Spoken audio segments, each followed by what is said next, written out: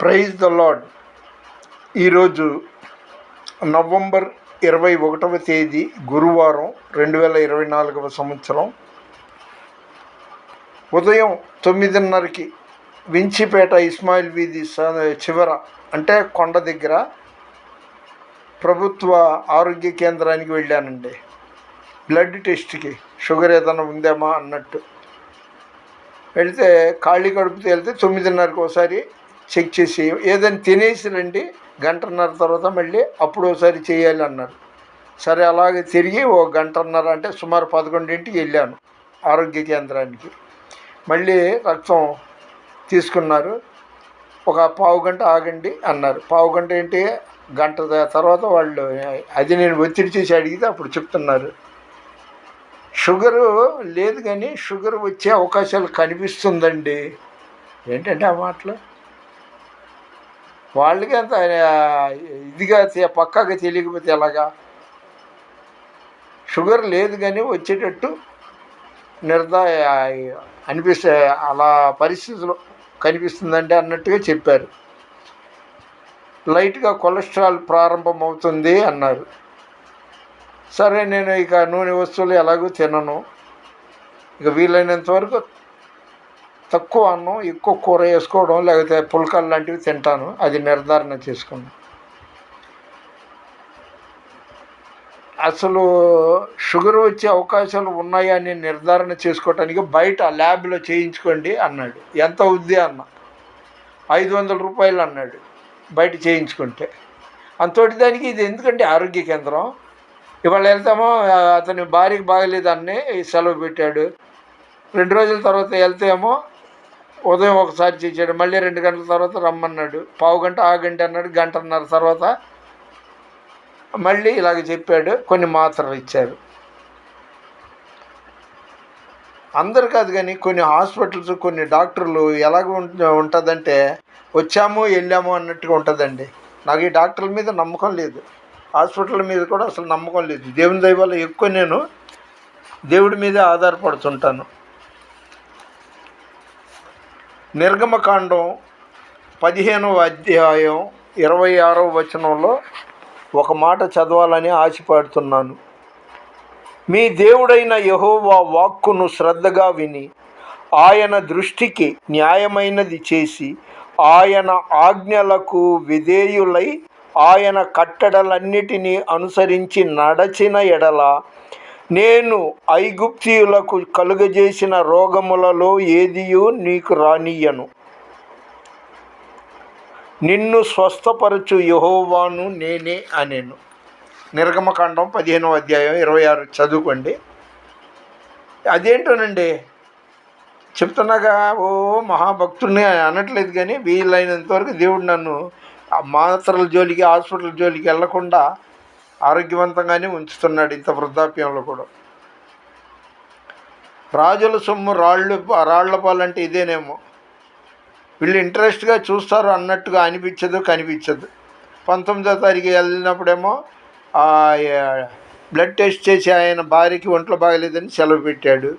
21వ తారీఖు ఈరోజు వెళ్తే ఏమో 9:30కి వెళ్తే ఒక అరగంట కూర్చోబెట్టి తర్వాత ఏమో బ్లడ్ తీసుకున్నారు. మళ్ళీ ఏదైనా తినేసి రండి, ఖాళీ కడుపుతో ఒకసారి తిన్న తర్వాత ఒకసారి చేయాలి అన్నారు. వెళ్ళిన తర్వాత ఏమో సోది. నేను ఆరోగ్యంగానే ఉన్నానండి దేవుని దయ వల్ల. ఏంటంటే వృద్ధాప్యం కదా, కొద్ది గొప్ప కాళ్ళు చేతులు లాగినట్టు ఉండడమో లేకపోతే ఇవన్నీ సహజం. అయితే నేను తిండిపోతుని కాదు, ఎక్కువ నూనె వస్తువులు తినను, తీయటి వస్తువులు అంతకన్నా తినను. మొదటి నుండి అదొక అలవాటు అయిపోయింది దేవుని దయ వల్ల.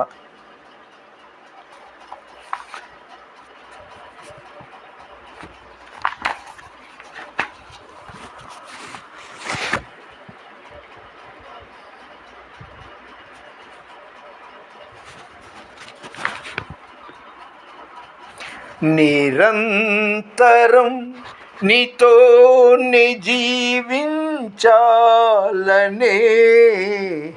ఆశ నన్నిల బ్రతికించుచున్నది. ఈ పాట నాకు అన్వయించుకుని పాడుతున్నానండి. నిరంతరం నీతోనే జీవించాలని ఆశనన్నిల బ్రతికించుచున్నది నా ప్రాణేశ్వరా యేసయ్యా.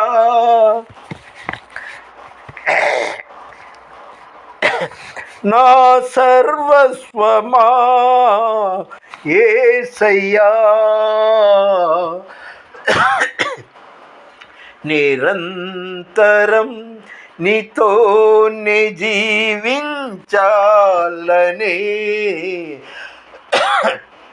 వేడి చేసిందండి. ఆశనన్నిల బ్రతికించుచున్నది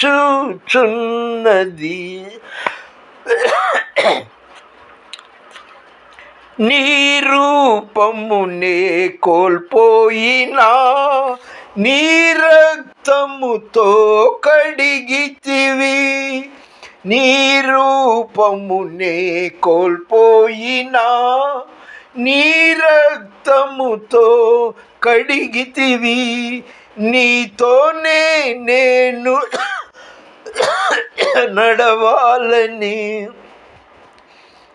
నీ వలనే నేను మారాలని, నీతోనే నేను నడవాలని, నీ వలనే నేను మారాలని, పరిశుద్ధాత్మ వరములతో అలంకరించుచున్నావు.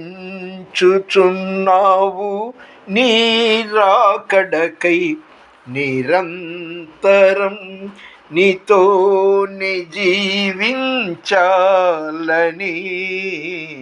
ఆశనన్నిల బ్రతికించుచున్నది. అవునండి, ఆశ ఉంది నాకు. వీలైనంత వరకు స్తుతులు చదువుకుంటున్నాను. అడ్డమైన చిరుతిళ్ళు తినే అలవాటు దేవుడి దయ వల్ల నాకు లేదు. అయితే కొద్దిగా కొలెస్ట్రాల్ ఉన్నట్టుగా ఆయన అన్నాడు. నట్టు బోల్ట్ కాదు, కొలెస్ట్రాల్. అదేవిధంగా షుగర్ విషయంలో కూడా ఆయన ఇదమిద్దంగా సరిగ్గా చెప్పాల. మొదలయ్యేటట్టు ఉందండి. ఎందుకైనా మంచిది బయట ల్యాబ్లో ఒకసారి చెక్ చేయించుకుంటే అంటే ఎంత అవుతుందంటే 500 అన్నాడు. వచ్చాము వెళ్ళాము, ఇంతేనండి. గవర్నమెంట్ హాస్పిటల్లో, మున్సిపల్ ఆఫీసుల్లో ఇంతే. దీన్నే అంటారేమో రాజుల సొమ్ము రాళ్ళు పోవాలని. అయితే ఆ మాత్రల్ని, ఆ ల్యాబ్ని, ఆ వ్యక్తుల్ని నేను నమ్మే కంటే దేవుడిని బలంగా నమ్ముతాను. దేవుడే నా ఆశ, దేవుడే నా ఆరోగ్యం, దేవుడే నా ప్రాణం. ఆయన పొందిన గాయముల చేత మనకు స్వస్థత కలుగుచున్నది. అది కేవలం చదవడం వరకే కాదండి, మనసులో, హృదయంలో, మైండ్లో కొంత ఆ వాక్యాన్ని నేను దృష్టిలో పెట్టుకుంటూనే ఉంటుంటాను. ఏదేమైనా కానీ హాస్పిటల్కి వెళ్ళి అసలు వెళ్ళొద్దు అనట్లా, అసలు హాస్పిటలే మోసం అనట్లా. చాలా మాత్రం ఫేక్ అన్నమాట, పేరుకి హాస్పిటల్.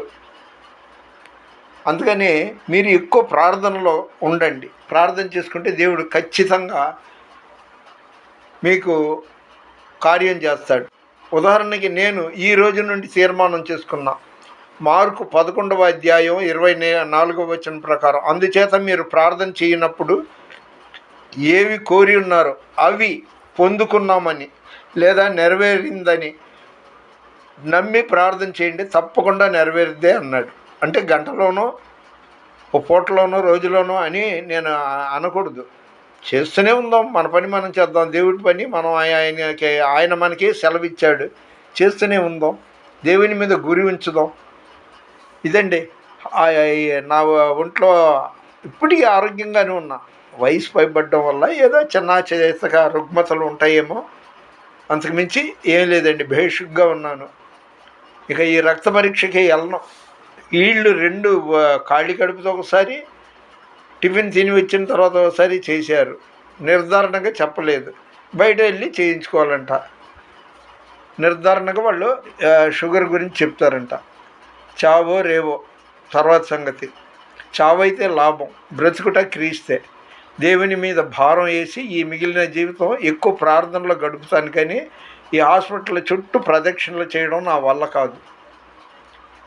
ఇది మీలో ఎవరికైనా కూడా ఇలాంటి పరిస్థితులు ఉంటే జాగ్రత్త అండి. నా భార్య మిఖేలమ్మ పాపం కిడ్నీ ప్రాబ్లము, మోకాళ్ళ నొప్పి, షుగరు, ఏ రకరకాల ఇక రుగ్మతలతో బాధపడి ఆమెకి చివరికి ఆపరేషన్ వికటించిందని నాకు ఖచ్చితంగా తెలుసు. ఎందుకంటే ఆపరేషన్ థియేటర్లో తీసుకెళ్ళేటప్పుడు ఆమె నాకు ఎలా కనిపించిందంటే కబేళ అంటే తెలుసు కదా, జంతువుల్ని వధిస్తారే, కబేళాకి తీసుకెళ్తున్న జంతువులు లేదా గొర్రె లాగా కనిపించిందనమాట. అంటే లోనికి వెళ్ళుద్ది, ఆపరేషన్ అయిన తర్వాత బతుకుద్ది అని నాకు అనిపించాల. అలాగ పాపం ఆవిడ ఆ మందులు వాడి సగం ఆ ఆపరేషన్ వికటించి దేవుని యందు నిద్రించింది.